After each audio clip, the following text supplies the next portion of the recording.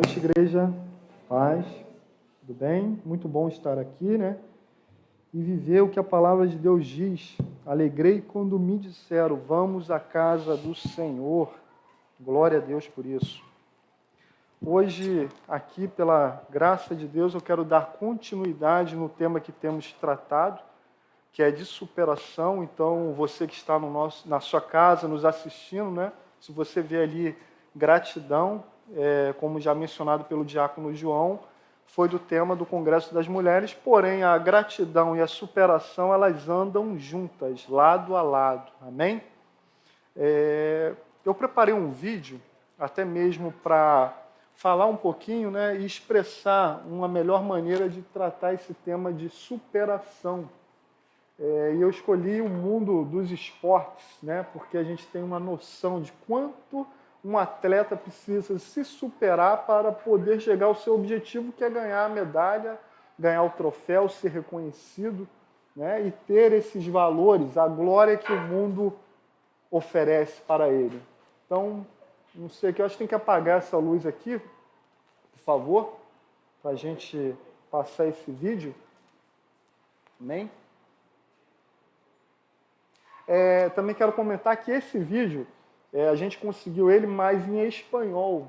A gente não tinha o tamanho certo, nem o formato para jogar aqui em português. Então você vai ouvir ele em espanhol, mas dá para entender bem, né? Mas o que eu quero passar é a superação que essa atleta, uma holandesa, ela tem ao conquistar a medalha.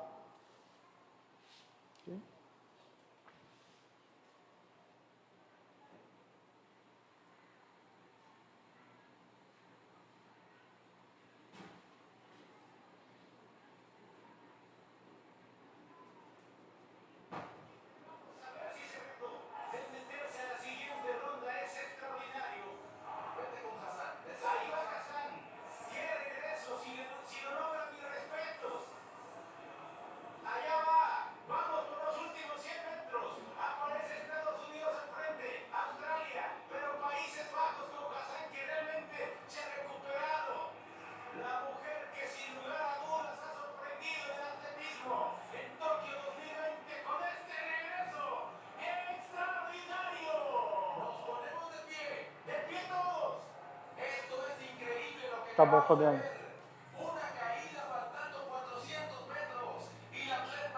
Obrigado. Eu não sei se todos perceberam ali, né? Mas era uma eliminatória ainda, isso nas Olimpíadas. E essa atleta, ela sai, ela é favorita nessa prova e ela se envolve em um acidente. Uma competidora cai na frente dela, ela acaba caindo, mas ela tem uma reação diferente de superação. Ela ali se levanta e as outras competidoras já estavam na prova e ela começa a correr. E o interessante é que ela ainda vence, mesmo tendo caído e se envolvido nesse acidente. E isso era uma bateria para a grande final, e a final foi no mesmo dia, na parte da tarde, à noite, e ela ganhou a medalha de ouro. Então, assim, ela se superou. Ela não, naquele momento que ela cai, ela não entra naquela lamentação, mas ela se levanta e se supera ali, né? É uma prova dela contra ela mesma. E a vida nos leva a esse entendimento de superação. Desde criança nós somos inculcada em nossa mente a questão que devemos nos superar. Para quê? Para ser reconhecido, né? Para que os nossos familiares possam falar, olha, como que essa pessoa conseguiu vencer, nossos amigos, vizinhos, né? A sociedade como um todo, o mundo. Então a gente busca essa superação diariamente em nossas vidas, né? Precisamos ser reconhecidos, precisamos marcar o território. E cada vez mais a gente busca isso. E eu me lembro que eu trabalho com pessoas. E ao longo da minha profissão, quando eu comecei a trabalhar e ser gestor, e é o que eu dependo hoje em dia, que cada uma pessoa, um colaborador, ele se supere para que eu ganhe o meu salário em cima da superação dele. Ou seja, eu só recebo se aquela pessoa se superar e entregar o objetivo dela. e aí eu vou ganhar o meu salário. E eu me lembro que quando eu comecei nessa função, um gestor bem antigo e experiente nessa área virou para mim e falou: Marcos, a partir de agora, meu assessor ali está falando, a partir de agora você vai ter que se superar diariamente, porque senão você não vai ganhar o seu salário. E eu comecei nessa correria, nessa tentativa de superação. E o interessante é que nós cristãos, se nós deixarmos as coisas serem inculcadas em nossa mente da maneira que o mundo tenta inculcar, nós vamos nos distanciando de Deus. E aí eu comecei a trabalhar muito, me esforçar muito, me superar a cada dia para entregar os resultados. E eles foram entregues, né? Foram entregues os resultados, os objetivos. Até hoje eu busco isso, é a minha profissão, eu ganho se eu fizer isso. E nessa jornada vieram muitos troféus e medalhas. Então, com essa mudança no nosso trabalho, hoje em dia, muitos trabalham em home office também, né? Trabalham de casa, eu tenho meu cantinho, que eu fico em casa também trabalhando de home office. Eu arrumei uma estantezinha lá e coloquei esses troféus, essas medalhas. E certo dia, eu conversando com minha filha mais velha, eu falei: Júlia, o dia que papai não estiver mais aqui nesse mundo, você pega esses troféus, essas medalhas e leva para sua casa lá, bota lá, faz uma arrumação bonita, né? Aliás, eles são bonitos. E ela virou para mim e falou: pai, o dia que você morrer, eu vou pegar isso aí e vou jogar tudo no lixo, né? E eu parei, eu fiquei analisando. E eu falei assim: será que ela está errada ou está certa em falar isso? Mas depois eu cheguei a uma conclusão que ela não estava errada. Por quê? Nós, irmãos, só temos valor enquanto nós estivermos vivos. A verdade é essa. Tudo que fazemos, tudo que buscamos, tudo que nos superamos para conquistar as coisas desse mundo, um dia elas vão passar. Não adianta. A gente vai superar a cada dia, vai conquistar, mas um dia tudo isso vai acabar. No mesmo caso, os atletas, né? Eles buscam esse desempenho, se superarem a cada dia em busca de um troféu, de uma medalha. E o que acontece?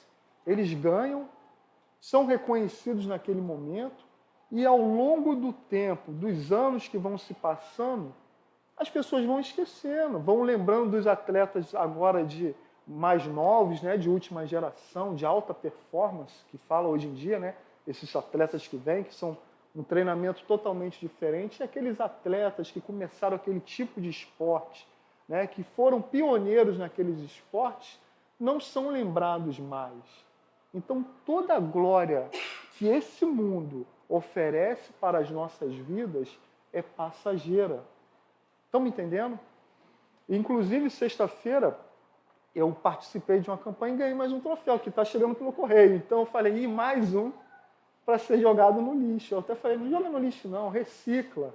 Né? O meio ambiente vai agradecer essa questão de reciclagem.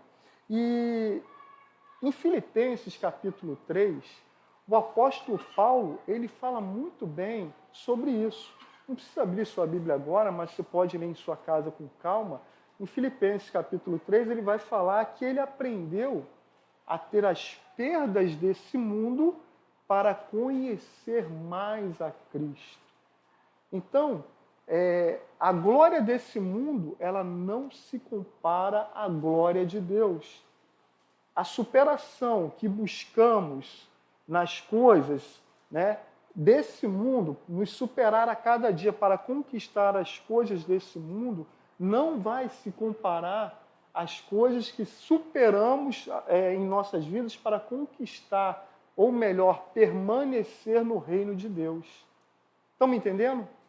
E uma coisa interessante, eu quis fazer esse paralelo entre a glória que o mundo pode dar e daqui a pouco a gente vai entrar no que é a glória do reino de Deus, para que a gente saia daqui nessa noite com essa proposta. Então a gente busca isso o tempo todo, e em Filipenses, como o apóstolo Paulo fala sobre isso, ele fala que ele colocou as outras coisas que poderiam trazer essa glória passageira de lado e considera essas coisas como o resto. Ou seja, para ele, com aquela maturidade, ele sabe que as coisas do alto, o reino de Deus, é mais precioso do que qualquer coisa que possa existir aqui nessa terra. Amém? E o mundo tenta cada dia mais colocar em nossa mente para que a gente possa nos superar para deixar a nossa marca nesse mundo, que é passageiro também. Eu convido vocês a abrirem a Bíblia em Mateus, capítulo 4, e nós vamos ler a partir do versículo 18. Amém? Mateus, capítulo 4, versículo 18 ao 22. Aqui a gente vê uma proposta, tá, bem diferente, que diz assim no versículo 18. Andando Jesus junto ao mar da Galileia, viu dois irmãos, Simão, chamado Pedro, e André, os quais lançavam as redes ao mar, pois eram pescadores. Disse-lhe Jesus: Vinde após mim, e eu vos farei pescadores de homens. Imediatamente eles deixaram as redes e o seguiram. Indo um pouco mais longe, viu outros dois irmãos, Tiago, filho de Zebedeu, e João, seu irmão. Estavam num barco em companhia de seu pai Zebedeu, consertando as redes. Jesus os chamou, e eles, deixando o barco e seu pai, imediatamente o seguiram. Então aqui a gente vê alguns homens, futuros discípulos do Senhor Jesus Cristo, que estavam bem ocupados, estavam ali naquele momento se superando para conquistar o seu pão de cada dia, né? Afinal de contas, eles eram pescadores, sabiam toda essa questão de trabalho em pescaria, como que era consertar as redes, como que era limpar um barco, consertar esse barco, tudo. E ali eles estão se superando para continuarem a sobreviverem, provavelmente com muitos sonhos, né? Ali trabalhando, mas com aquele sonho de um dia eu quero montar uma empresa de pesca, ter vários barcos pesqueiros com vários homens trabalhando para mim, né? E ali eu ter um momento de conforto. É ou não é? A gente, quando trabalha, a gente às vezes não pensa nisso. Eu queria ter meu negócio próprio, né? Eu queria montar um negócio, ficar ali trabalhando, depois ter outras pessoas trabalhando para eu ter um tempo para mim, para minha família. E não é errado isso não, tá, pessoal? E aí, provavelmente, na Bíblia não relata isso. Eu estou fazendo aqui, né, achando. Eles acharam isso, pensavam isso, queriam crescer, queriam se superar. E vem o Senhor Jesus Cristo e faz uma proposta totalmente diferente. Uma proposta onde eles parariam, deixariam de ser pescadores de peixe e seriam pescadores de homens. Olha só que proposta. E para quem trabalha com pessoas, é complicado você conseguir ajudá-la a entender essa questão de superação, de entregar o resultado, né? Até mesmo para ela crescer profissionalmente em todas as áreas da vida dela. E aqui Jesus Cristo ele faz uma proposta, ele quer que esses homens deixem de ser pescadores para serem pescadores de homens. Uma proposta bem difícil. Lidar com o ser humano é bem complicado, é ou não é? Às vezes a pessoa está com um bom ânimo, aí no dia seguinte ela já mudou totalmente. Às vezes você não pode confiar desconfiando, né? Então, assim, tem vários fatores que te levam a ter um pé atrás. E esses homens deixam tudo, aceitam essa proposta do Senhor Jesus Cristo, né? Bem difícil, porque ser um pescador de homens, um evangelista, uma pessoa que prega o evangelho, numa sociedade que é corrupta, uma sociedade que caminha a passos largos para o inferno, e pior, não acredita às vezes que o inferno existe, é complicado, é ou não é? É fácil ser um cristão, uma pessoa que vai pregar o evangelho, viver uma vida de santidade no meio de pessoas corruptas, é muito difícil para nós. Mas esses homens, eles deixam tudo. Eles acreditam nessa proposta que o Senhor Jesus Cristo oferece. E diferente do atleta, que vai buscar a glória passageira através de um troféu, através de um reconhecimento, que um dia ninguém mais vai lembrar, eles hoje estão sendo lembrados aqui, após 2000 anos. Nós estamos falando desses homens, porque eles buscaram acreditar nessa proposta. Qual é essa proposta? De se superar para permanecer no reino de Deus.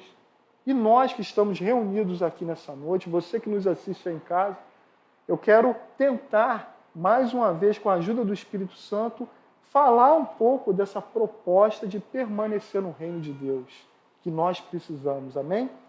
E eu convido você, nesse momento, a orar junto comigo, para que nós possamos entrar propriamente na palavra do Senhor. Pai, obrigado por esse momento. Que o Espírito Santo de Deus possa ter toda liberdade aqui nessa noite, Pai, para falar aos nossos corações o que realmente precisamos entender e em que ponto precisamos nos superar. Como já mencionado, Pai, a melhor superação para um cristão é permanecer no reino de Deus, Pai. Então nos ajuda nessa noite a sairmos daqui com esse entendimento. Fala aos nossos corações e tenha total liberdade de estar agindo em nome do Senhor Jesus Cristo. Amém. Hoje pela manhã o nosso pastor já comentou rapidamente a diferença de salvação e de reino de Deus. Então há diferenças, né? Uma vez que eu aceito Jesus Cristo, eu sou salvo, mas eu preciso prevalecer, permanecer no reino de Deus, né? E eu preciso me superar a cada dia. Vamos abrir nossas Bíblias em Mateus, capítulo 5. E nós vamos ler do versículo 1 ao 16. Amém? O tema aí é as bem-aventuranças, que é o caminho, o treinamento para todo cristão permanecer no reino. Versículo 1 diz assim: Vendo Jesus as multidões, subiu ao monte e assentou-se. Aproximaram-se dele os seus discípulos, e ele começou a ensiná-los, dizendo: Bem-aventurados os pobres de espírito, porque deles é o reino dos céus. Bem-aventurados os que choram, porque eles serão consolados. Bem-aventurados os mansos, porque eles herdarão a terra. Bem-aventurados os que têm fome e sede de justiça, porque eles serão fartos.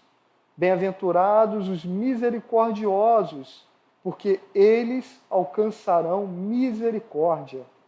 Bem-aventurados os puros de coração, porque eles verão a Deus. Bem-aventurados os pacificadores, porque eles serão chamados filhos de Deus. Bem-aventurados os que sofrem perseguição por causa da justiça, porque deles é o reino dos céus. Bem-aventurados sois vós, quando vos injuriarem, perseguirem e, mentindo, disserem todo o mal contra vós por minha causa. Regozijai-vos e alegrai-vos, porque grande é o vosso galardão nos céus. Pois assim perseguiram aos profetas que foram antes de vós. Vós sois o sal da terra, mas se o sal se tornar insípido, com que se há de salgar? Para nada mais serve, senão para ser lançado fora e pisado pelos homens. Vós sois a luz do mundo.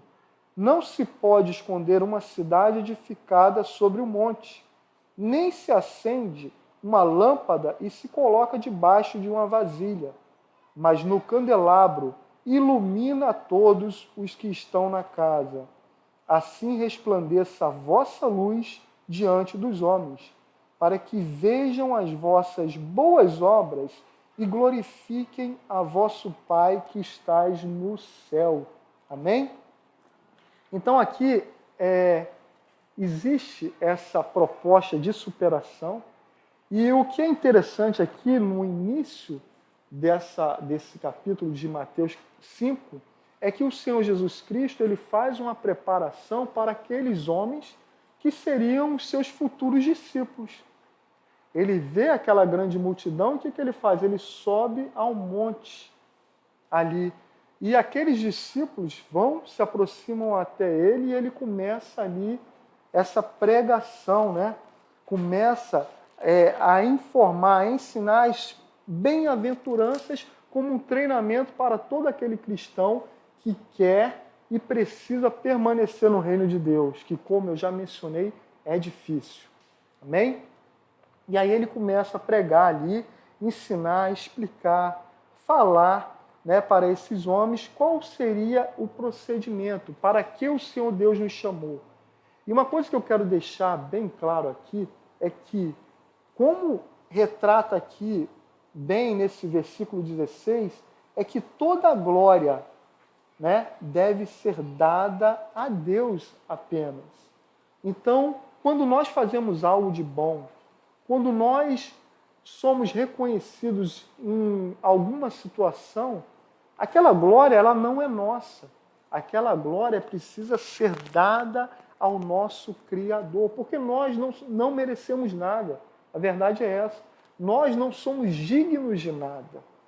E aí, às vezes, um atleta, o que nós fomos ensinados a fazer em nossa vida, nos superar para conseguir essa glória, né, não é nada comparada à glória de Deus, que não é passageira como a glória do mundo.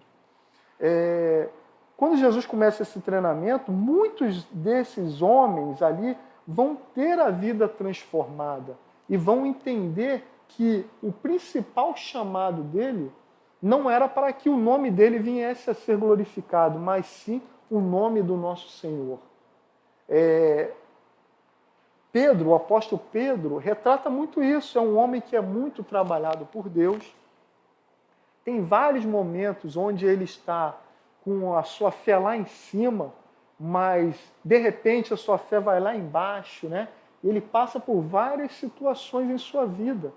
E nesse decorrer do tempo, quando ele realmente é um homem convertido, transformado, né? Um homem que leva e entende o que é dar a glória ao Senhor, uma passagem onde Pedro vai ter com Cornélio, que é um homem gentil, que não era lícito ser pregado o evangelho de Cristo para eles, e sim apenas para os judeus. O que acontece nessa passagem? Pedro entende ali que ele tem uma visão dos animais impuros, que na verdade o chamado dele era para pregar o evangelho a todo aquele que crê em Deus. Esse homem, Cornélio, era um homem que buscava a Deus, mas até então não se era pregado o evangelho para os gentios. Mas Pedro, nessa visão, ele entende isso e ele ali coloca em prática esse chamado para que o nome do Senhor fosse glorificado. E quando ele vai ter de encontro a esse homem, a palavra de Deus fala que há salvação naquele lar.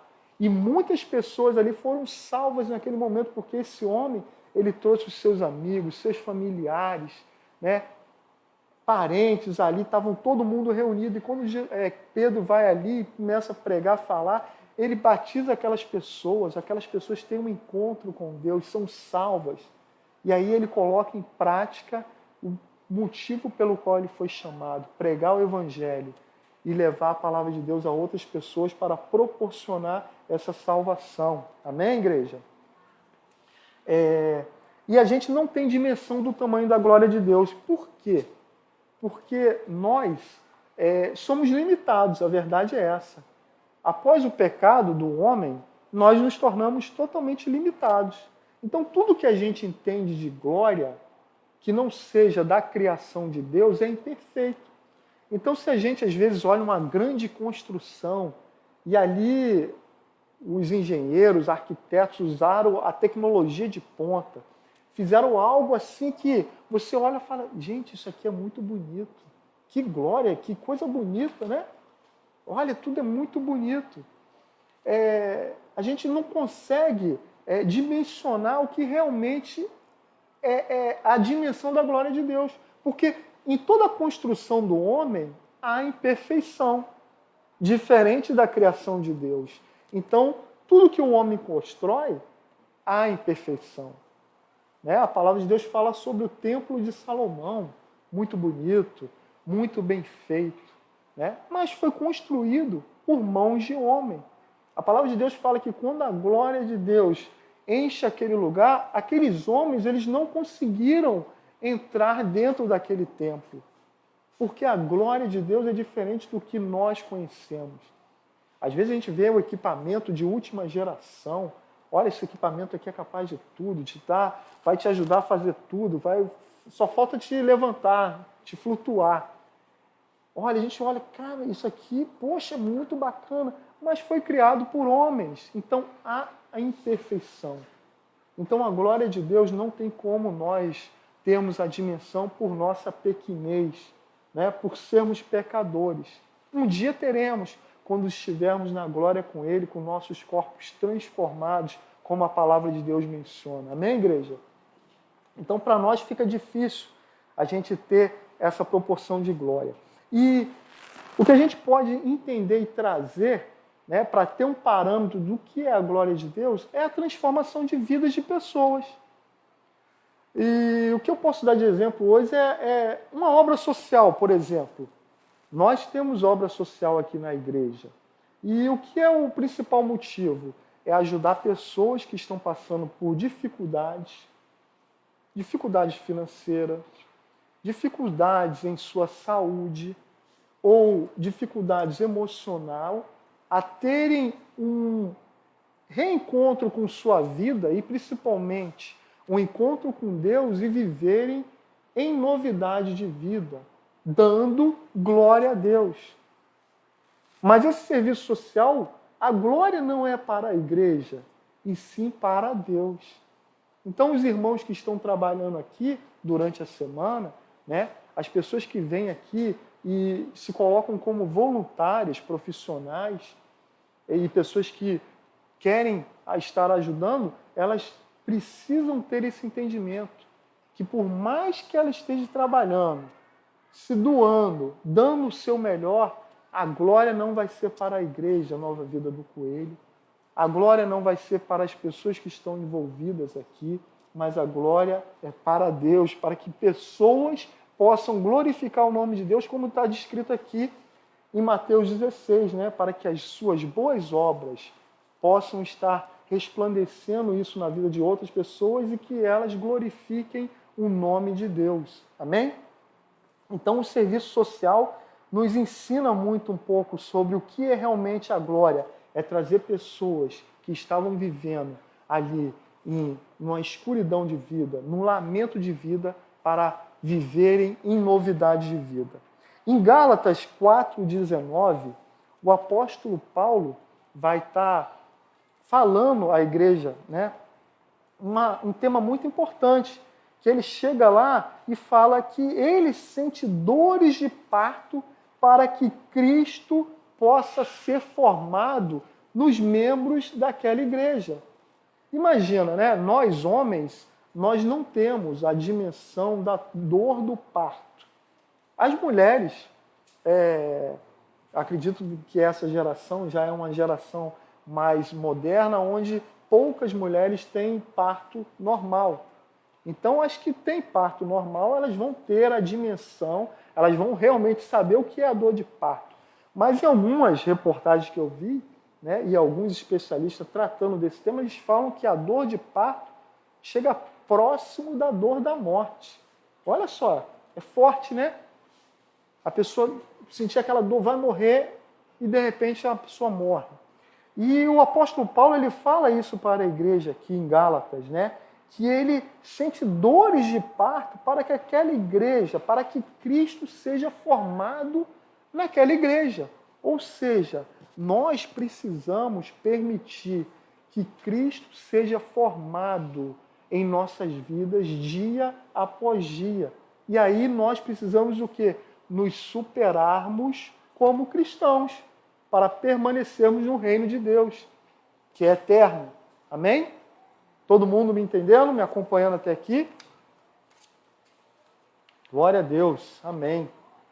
E o principal objetivo é ganhar vidas, fazer a vontade do Pai para que o nome dele venha a ser glorificado.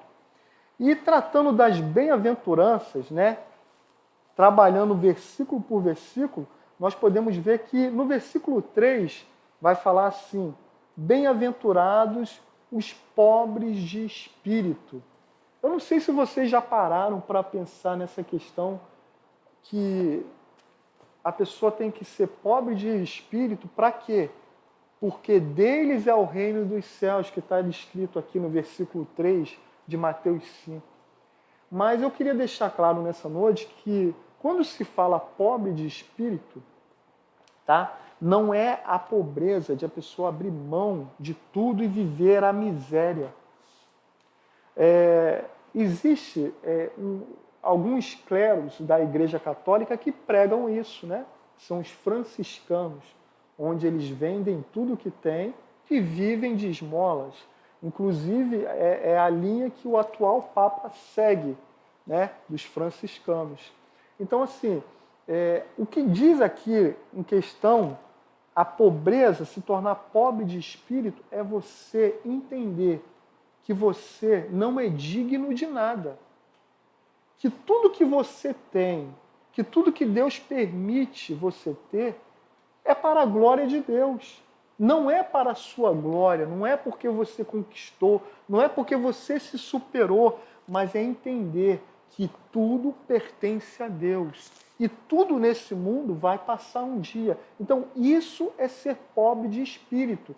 É a pessoa perder ali tudo o que ela entende, que ela tem direito, e se humilhar diante de Deus, reconhecendo que ela não é digna de nada, de nenhuma coisa. É o que acontece aqui com esse encontro de Pedro e Cornélio.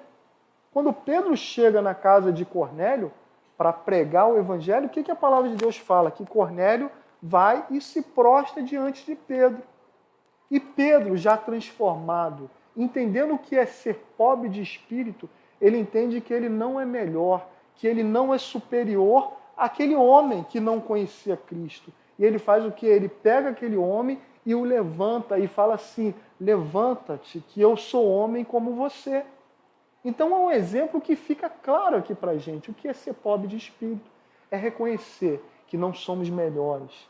É reconhecer que tudo que temos e somos vem de Deus, pertence a Deus. Amém, igreja? Versículo 4. Bem-aventurados os que choram. E esse chorar aqui, né, que fala bem-aventurados os que choram, porque eles serão consolados. Esse chorar aqui no versículo 4 é aquele chorar de se sentir humilhado. Eu não sei se algum de vocês já, em algum momento da vida, foi humilhado ao ponto de chorar, né? Quando a gente é criança, a gente tem muito esse sentimento. Até então, porque a gente não tem aquela segurança, então, na escola, quando há humilhação, o que a criança faz? Ela começa a chorar. Hoje em dia é bullying que fala, né? Mas no meu tempo não existia essa palavra. Então, as crianças humilhavam aquela outra criança que, às vezes, ia para a escola sem tomar banho ou com a roupa rasgada, porque não tinha condição. Eu sempre estudei em escola pública e eu via muito isso, né?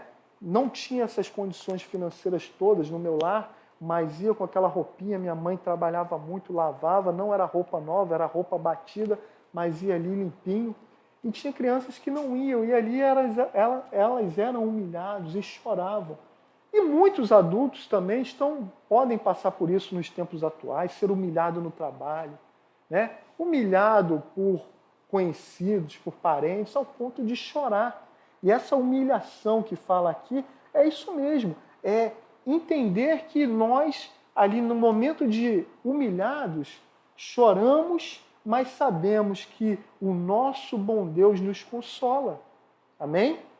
Então aqui a gente pode ver que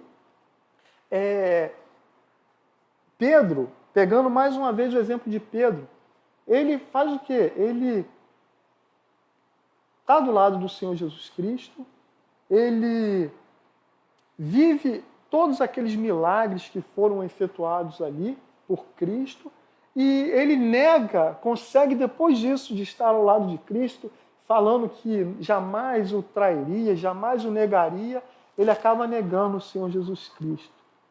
E ao ponto de jurar, não, eu não conheço aquele homem. E tem um momento que, quando Jesus Cristo vai sendo crucificado, Pedro se afasta e ele olha Cristo ali sendo crucificado. E ele consegue, naquele momento, se sentir humilhado. Aquela humilhação de ter estado com aquele homem que fez tanto bem para a vida dele e negá-lo ali, né? E aquela humilhação, ele vai sentindo e a sua vida vai sendo trabalhada ao longo do tempo. Então, ser humilhado para ser consolado é também entender que nós não somos merecedores de nada. Quantas vezes em minha vida eu chorei por coisas que eu recebi e eu não me achei digno de estar recebendo aquilo. Eu não sei se algum de vocês passou por essa experiência um dia, mas você receber algo que você uma vez pensou quando você era criança, ou adolescente, ou já adulto, e ali passaram-se anos, passaram-se alguns meses ou tempos, e você recebeu aquilo de Deus. E aí você começa a sentir aquela humilhação. Fala, meu Deus, eu não sou digno disso. E o Senhor tem me dado isso. É o que Pedro sente, né? Quando ele vê aquela questão, aquele sofrimento de Cristo. Cristo fez tanto por ele e ele não foi digno o suficiente ali de reconhecer Cristo naquele momento, né? De estar com Cristo, de reconhecer que precisaria assumir esse evangelho no qual ele foi chamado. E muitas vezes nós não reconhecemos, nós não buscamos estar perseverando ou se superando nesse evangelho, de estar no reino de Deus. Amém? Bem-aventurados os mansos, né? Então, manso é aquele que perde os direitos. Eu estava pesquisando essa palavra manso no dicionário e ela tem várias vertentes, e uma que me chamou a atenção é que está lá, manso é aquele que é domesticado. E eu comecei a refletir um pouco sobre essa questão de domesticado. E, por exemplo, lá em casa nós temos uma cadela, a Bela, muito mansa, por sinal, né? É uma labradora.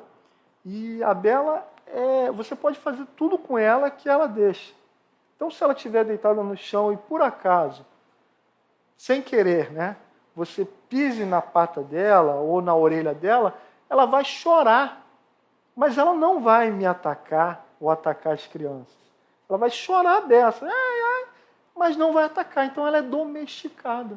E aqui a palavra de Deus, no versículo 5, fala assim, bem-aventurados são os mansos, porque eles herdarão a terra.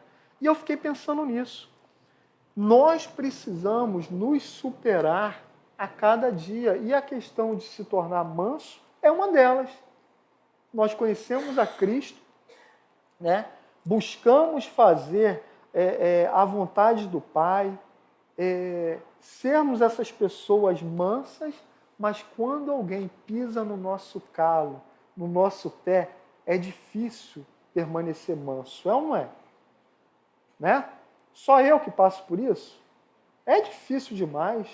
A gente, poxa, eu estou quietinho aqui, estou tranquilo, não estou levando problema para ninguém e acontece isso comigo. Então é difícil se tornar manso. Às vezes eu estou dirigindo no trânsito, aí passo assim, vejo um engavetamento de vários carros. E às vezes eu vejo até homens se agredindo mesmo, saindo no tapa na rua, e todo mundo passa buzinando, né? Então aqueles homens, eles perderam essa mansidão e estão querendo resolver aquele problema daquele engavetamento com sua própria justiça.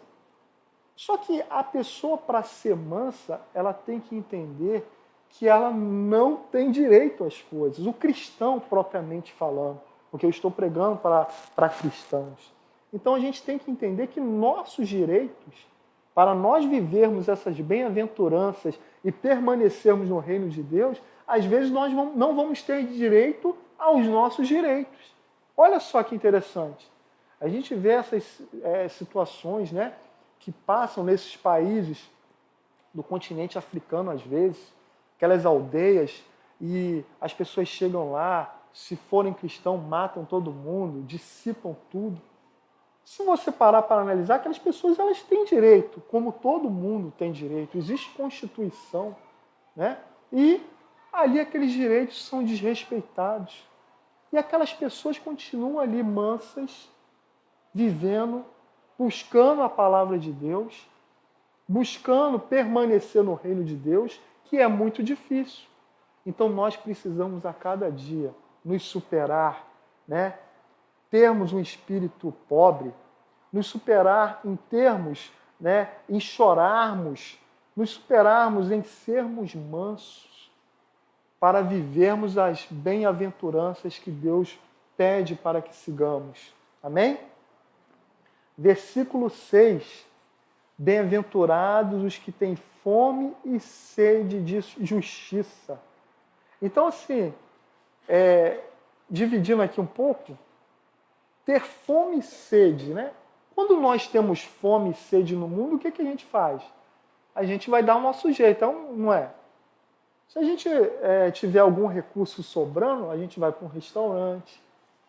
Alguns vão ir para o fast food, né? Comer um hambúrguer, um cachorro quente.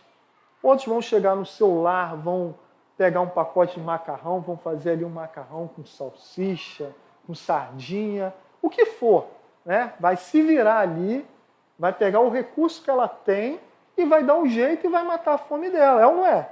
Então aqui, bem-aventurado, né? Bem-aventurados que têm fome. A pessoa que tem fome e sede, ela vai dar um jeito dela. Em qualquer lugar, gente, que você estiver, se você não tiver recurso nenhum e você sentir fome, você vai dar seu jeito.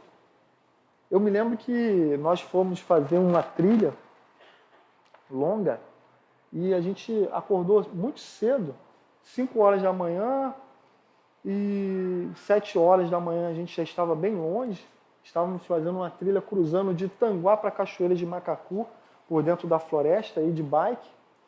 E eu tinha tomado café da manhã muito cedo, naquele dia.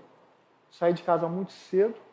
E durante esse percurso, por volta de meio-dia, o que eu tinha de recurso na bike, na roupa, de castanha, de rapadura, né? Não sei se vocês gostam de rapadura, mas é um energético muito bom. A água já tinha acabado tudo e o sol estava muito quente. E eu estava com alguns amigos e eu falei para eles assim, né, eu não queria passar vergonha, eu falei para eles assim, ó, vai na frente que eu vou diminuir o meu ritmo para ir tranquilo aqui, mas a gente se encontra em tal lugar que a gente vai almoçar lá. Que tinha um restaurante perto da cachoeira.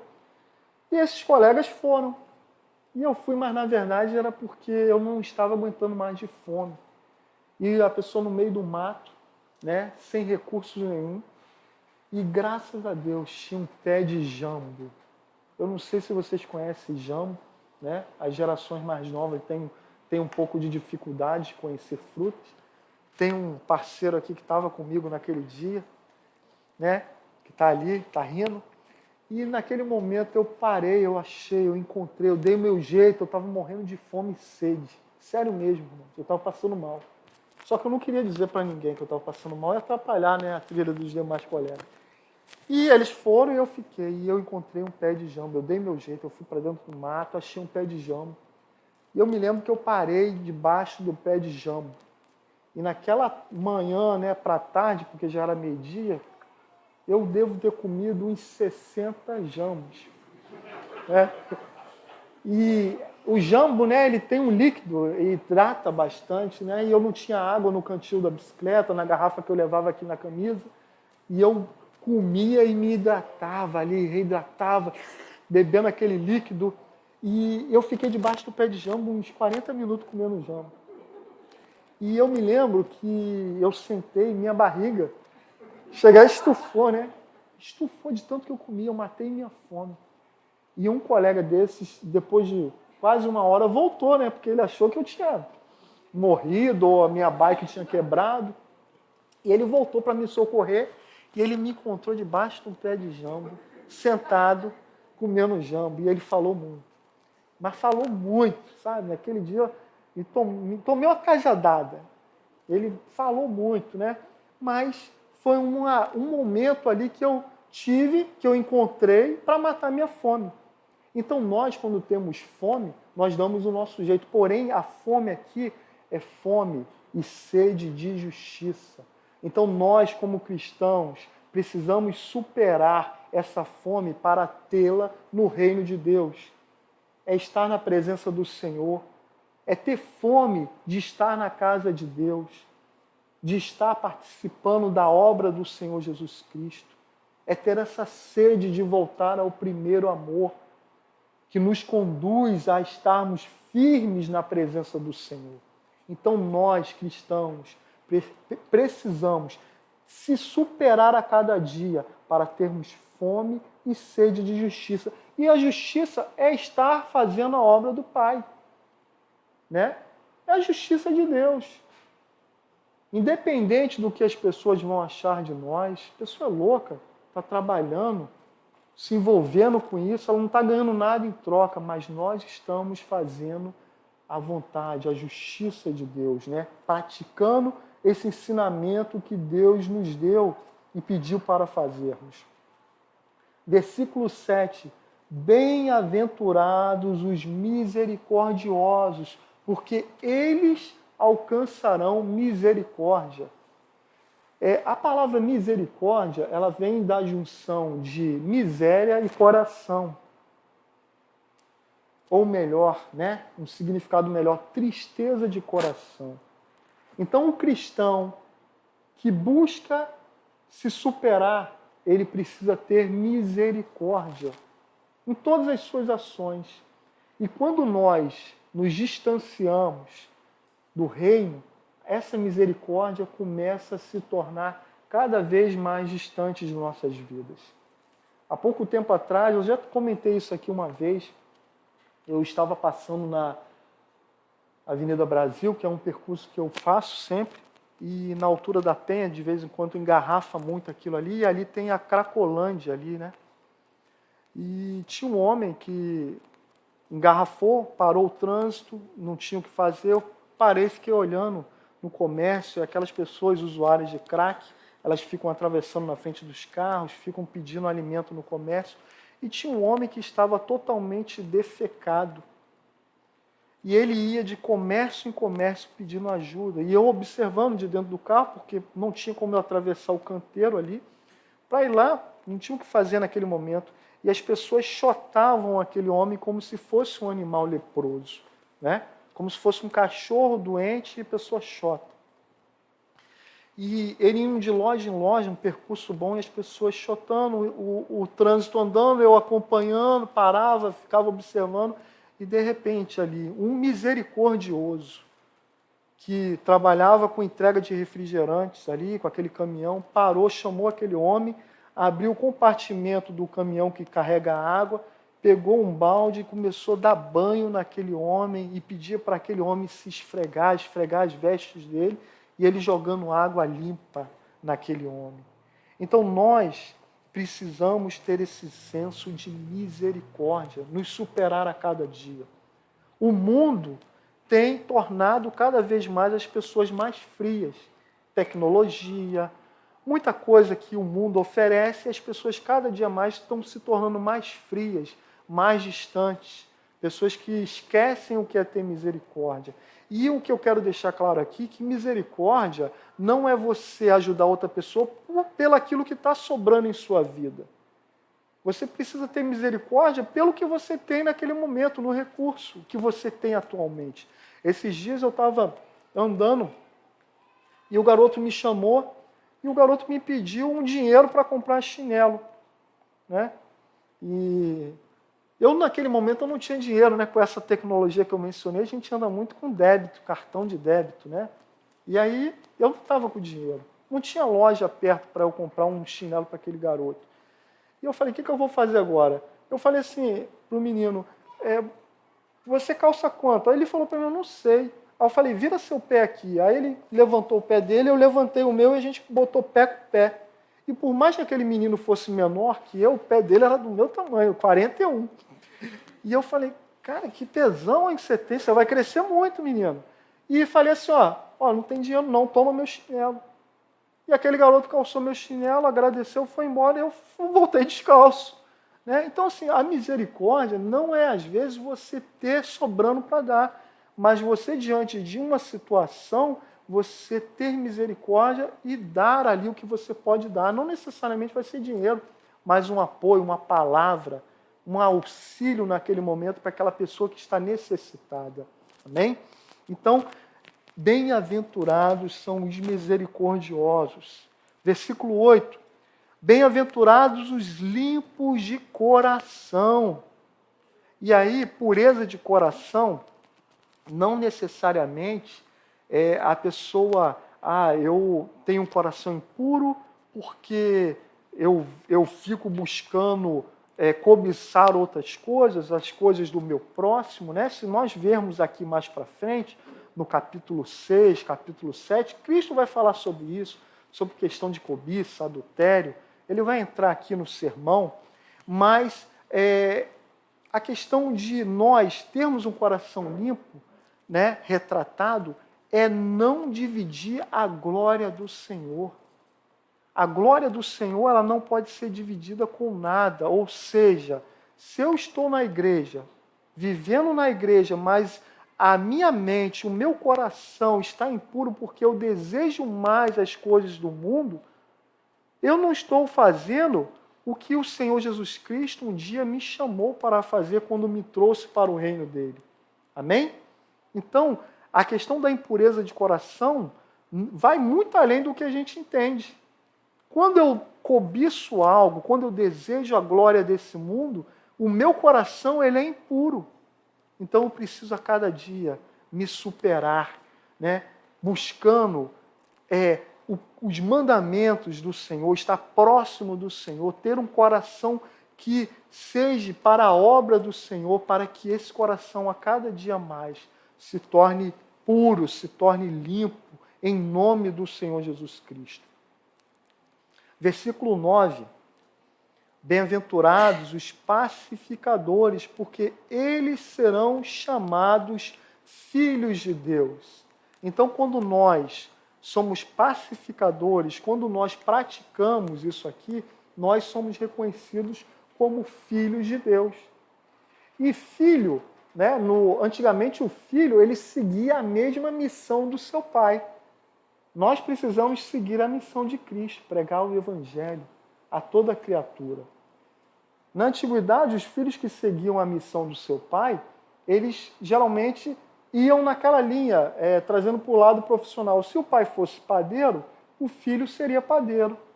Se o pai fosse açougueiro, o filho seria um açougueiro. Se o pai fosse um pescador, como eu mencionei aqui, né, em Mateus capítulo 4, como Zebedeu, os filhos de Zebedeu, que foram discípulos de Cristo, eram pescadores. O filho seguia a mesma missão do seu pai. E ao longo do tempo, com egoísmo, com egocentrismo, onde os filhos não têm que me superar, eu tenho que ir além, né? Isso foi se perdendo muito. Mas nós que somos filhos de Deus, através do sangue de Cristo naquela cruz que nos salvou, né, da condenação, nós precisamos seguir a mesma missão do Senhor, né, sendo pacificadores, porque os pacificadores serão chamados filhos de Deus. E é difícil, né, irmãos, ser um pacificador? É ou não é? Eu passo por isso o tempo todo. Quinta-feira fui fazer um exame de sangue. Formou-se uma fila fora do estabelecimento, o sol já estava começando, eu em jejum, né, fazer esses exames assim, a gente está em jejum. E a fila ficou grande, eu era o próximo a entrar dentro do estabelecimento. E eu estava na fila e, de repente, uma mulher que não era idosa entrou, furou a fila e entrou. E eu fiquei olhando, né? E aquilo começou dentro de mim. Aquele vulcão vulcão começa a querer entrar em erupção, né? Como que pode aqueles pensamentos, né? E você que tem que ser o pacificador, e as pessoas começam a falar naquela fila, reclamando e apontando para mim como se eu, que seria o próximo, permitir que aquela pessoa entrou. Mas a mulher entrou tão rápido que eu nem vi ela entrando. E não podia fazer nada. E aí, o pessoal tudo olhando para mim, começando a reclamar, e eu ali, o que eu faço nesse momento? E agora, meu Deus? Né? E aquilo. E aí eu falei, sabe uma coisa, eu vou ficar quieto. Não adianta, eu não vou fazer nada. Né? E eu virei para o Senhor e falei, não adianta fazer nada, vamos ficar em paz, vamos ficar tranquilo, vai ser 1 minuto, 2 minutos a mais, 3 minutos, 5 minutos que a gente vai ter que esperar. E passou um tempo ali, uns 2, 3 minutos, e volta aquela mulher com o atendente, e o atendente pagou para a mulher e falou, não, a fila é lá, você tem que voltar lá para trás. Aí eu estava ali, viu ali, chegar, né? Chegar, que bom, né? Então nós, como filhos de Deus, precisamos, né, ter essa questão de sermos também pacificadores. Amém? Pacificadores. Levar a paz aonde quer que estejamos. Versículo 10. Bem-aventurados os que sofrem perseguição por causa da justiça, porque deles é o reino dos céus. Amém? Então, nós precisamos nos superar, porque não é fácil, né? Quando nós sofremos perseguições. E uma coisa interessante é que o cristão, quando ele sofre perseguições, o pensamento dele é diferente de uma pessoa que não conhece Cristo ainda. Porque quando ele sofre perseguições, ele já quer botar a culpa no inimigo, é ou não é? Não, isso é o inimigo que está furioso comigo. Né? Olha, o diabo quer acabar com minha vida, está vendo aí? Porque eu sou cristão. Mas parou para analisar que a pessoa que não conhece a Cristo, ela também sofre perseguição? A pessoa está trabalhando, independente que ela conheça a Cristo ou não, se ela não trabalhar direito, o que vai acontecer? O chefe dela não vai em cima dela? Eu não comecei aqui falando que eu trabalho com pessoas e eu recebo se as pessoas entregarem o resultado? Então, às vezes, eu tenho vários representantes lá que não são, a maioria não é cristão. E quando o cara não está trabalhando, não está entregando, o que eu vou lá e faço? Porque eu ganho para isso? Vou em cima do cara. Não, vou trabalhar com você essa semana. Vou rodar com o cara, vou visitar cliente com o cara. Olha, esse seu procedimento está errado. Você não fez isso, você não ofereceu isso. Você não potencializou sua venda. E aí o cara começa lá a mudar a maneira dele trabalhar. Ele está sendo perseguido, sim ou não? Ele não está sendo perseguido. Eu estou direcionando a ele o que ele precisa fazer para ele entregar. Ele não conhece a Cristo. Ele está fazendo, não, vou ter que melhorar, porque o cara está em cima de mim. Né? Agora o cristão, mesmo exemplo, eu tenho cristãos lá também na equipe que deixam a desejar, infelizmente. E aí quando a gente chega, mostra, Marcos está me perseguindo, cara. Olha só, eu estou sofrendo perseguição. E às vezes, eu não falo que eu sou cristão. A gente precisa, às vezes, deixar o que diz aqui no versículo 16, falar por nós, né?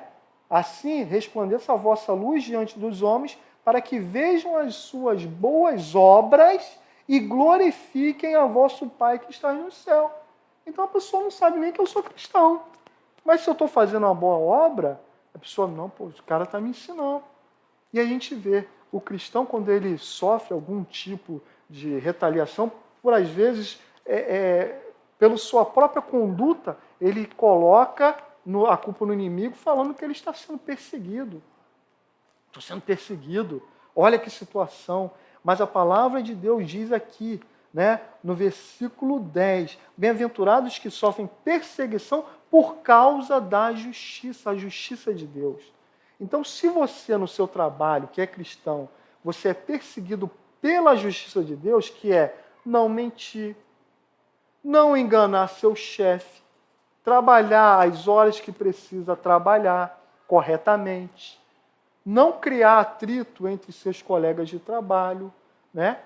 E se você procede dessa maneira e começa a ser perseguido, o cara não sai com a gente porque a gente vai beber, o cara não gosta de beber, então você começa a ser perseguido. Mas aí quando você é perseguido dessa maneira, por causa da justiça, né, a gente entende que a gente está fazendo a vontade de Deus. A gente está vivendo as bem-aventuranças e estamos permanecendo no reino de Deus. Porque o cristão ele vai sofrer perseguição por causa da justiça.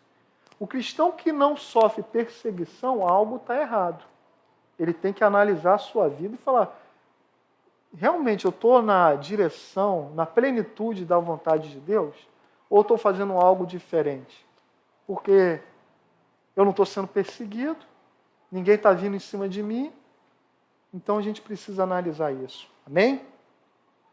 Versículo 13.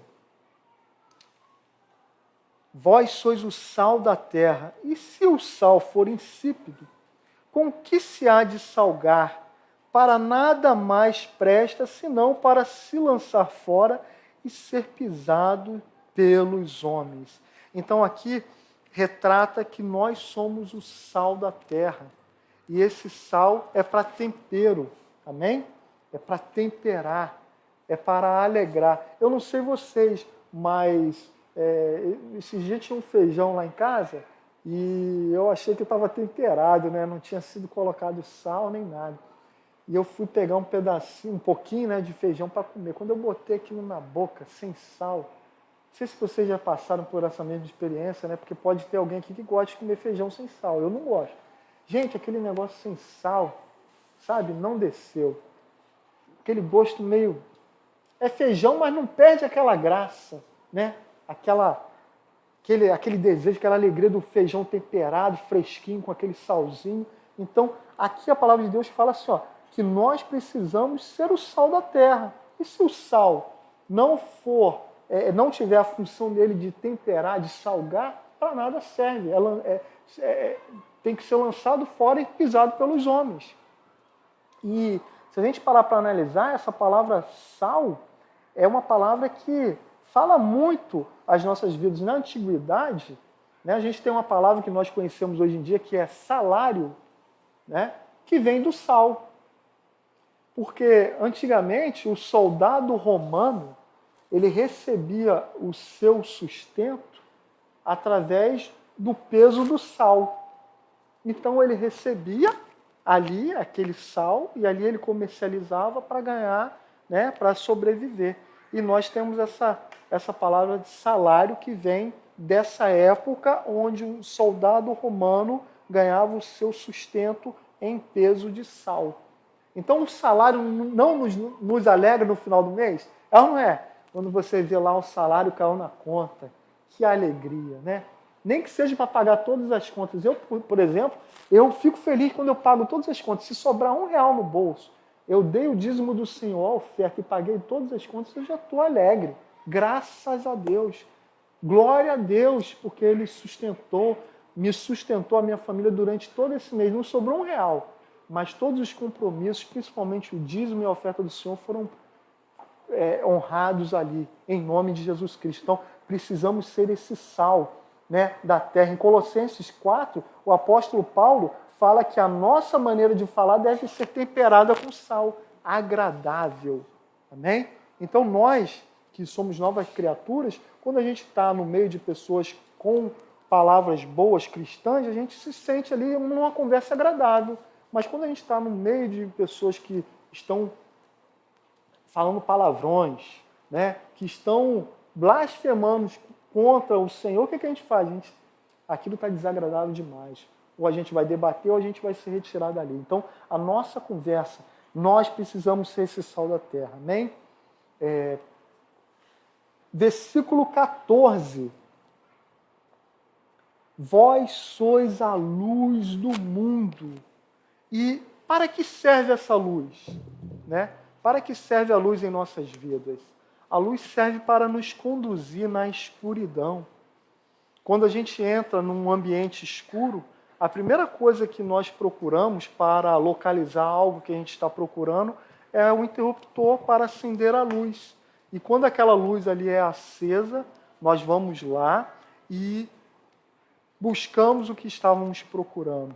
Então nós somos a luz do mundo.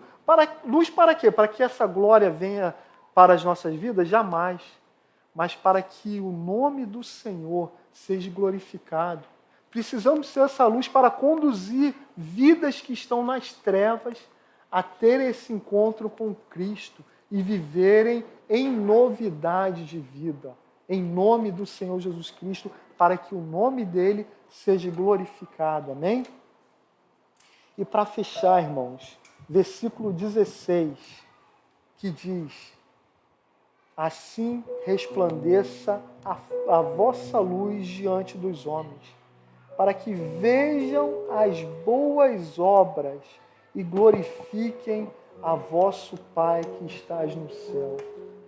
Para nós nos superarmos e permanecermos no reino de Deus, precisamos viver a cada dia essas bem-aventuranças em nossas vidas. Amém? Eu convido a igreja a estar de pé nesse momento. Vamos fazer uma oração aqui, em nome de Jesus Cristo. Senhor, obrigado por esse momento. Obrigado, Pai, por mais uma vez mostrar para nós, cristãos, homens e mulheres que foram redimidos pelo sangue de Cristo, que foram um dia chamados para viver uma nova proposta para as suas vidas, para estarem no reino de Deus. Oh Pai, nos ensina a entendermos qual é o objetivo de nossa vida. Que a nossa vida não seja em buscar as glórias que esse mundo pode estar oferecendo, porque todas elas um dia irão passar, mas que o principal objetivo de nossa vida possa ser instrumento para que vidas possam ter um encontro com o nosso Senhor e serem usadas na mão do Senhor, para que o nome dele venha a ser glorificado, em nome do Senhor Jesus Cristo, Pai. Nos ajuda, Pai, a sair daqui nessa noite com esse entendimento, em nome do Senhor Jesus Cristo de Nazaré. Amém. Amém. Para dizer que tu és o Senhor,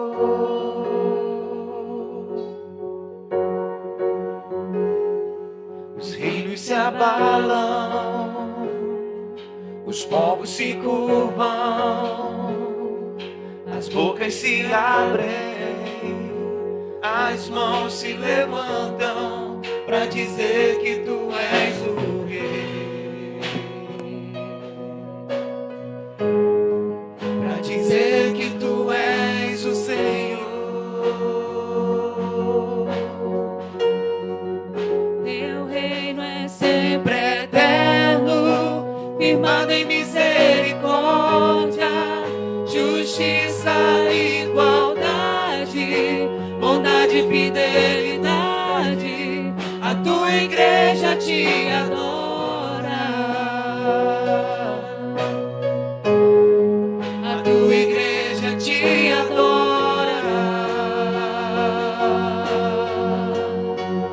Teu reino é sempre eterno, firmado em misericórdia, justiça, igualdade, bondade e fidelidade. A tua igreja te adora, a tua igreja te adora. Vamos cantar novamente? Os reinos se abalam. É para esse lugar que nós queremos ir, viver aos pés do Senhor. Só vale a pena essa superação. Nós temos muitas superações nessa vida, mas que nós nunca venhamos a nos esquecer naquilo que verdadeiramente vale a pena, que é o reino dos céus. Aleluia! Para dizer que tu és o Senhor,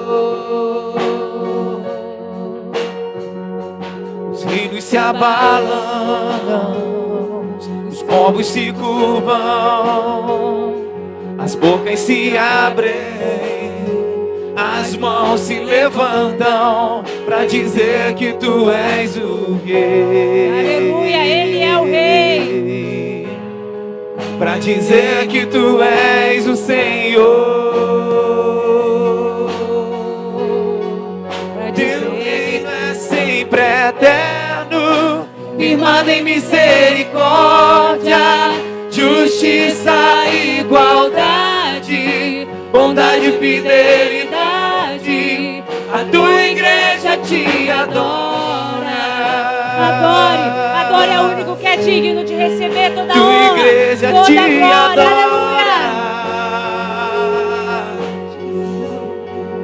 Teu reino é sempre eterno, firmado em misericórdia, justiça e igualdade, bondade e fidelidade. A tua igreja te adora. A tua igreja te adora. Aleluias, aleluia, Senhor, nós te adoramos, nós te engrandecemos, nós te glorificamos. Não há outro caminho, não há superação maior, porque o que nós queremos é o teu reino, é estar contigo, é ir contigo para a eternidade, Senhor. Ainda que tenhamos que nos superar dia após dia, mas o que nos importa, Pai, realmente é estar contigo.